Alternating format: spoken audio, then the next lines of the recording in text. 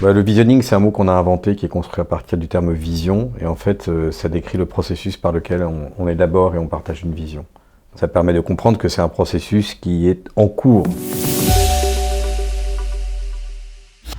On peut résumer le processus de construction et le partage d'une vision par 4 étapes en fait, ou plus exactement 4 dimensions. C'est un voyage dans 4 dimensions. C'est que c'est pas forcément linéaire. On va pas forcément passer dans l'ordre que je vais décrire maintenant. La première dimension, c'est déjà de s'intéresser à aujourd'hui. Revenir dans l'histoire de l'entreprise, dans ses racines, dans son ADN. Ensuite, ne plus parler de l'entreprise, mais parler plutôt de son environnement. Et puis enfin, se projeter dans l'avenir. Voilà. Donc le processus de visioning, on a coutume de dire qu'il consiste à passer par le présent, le passé, l'environnement et l'avenir. Comme nous cherchons à répondre à cette question, que veut-on être vraiment ?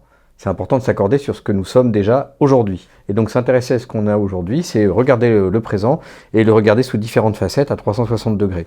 Pour essayer de bien comprendre et bien se synchroniser sur la lecture que l'on fait de notre situation présente. Quand on a fait cette première étape, on va donc aller voir dans l'histoire, dans l'ADN de l'entreprise. On va s'intéresser notamment à ces moments de gloire et à ces moments de crise. Et également aux actes fondateurs. Parce que dans le démarrage d'une organisation, il y a quelque chose à attraper sur l'intention fondatrice, quoi, qui est toujours présente, même si c'est très très loin, le geste fondateur. Donc regarder l'histoire, souvent ça va consister juste à décrire les faits marquants, à essayer de comprendre ce qui s'est passé, voilà, qu'est-ce qui a été pour nous des succès, qu'est-ce qui a été pour nous des difficultés, et qu'est-ce que tout ça, toute cette histoire nous apprend d'intéressant et d'utile sur ce que nous sommes aujourd'hui. On sort de la trajectoire de l'entreprise, on ne parle plus de l'entreprise, mais on parle plutôt de ce qui se passe autour de l'entreprise. Donc c'est la troisième étape du visioning ici, l'environnement. Qu'est-ce qui se passe autour de nous? Quelles sont les tendances qui sont à l'œuvre et qui ont de l'influence sur nous? Il faut qu'on entende ces tendances, il faut qu'on les comprenne, il faut qu'on les explore.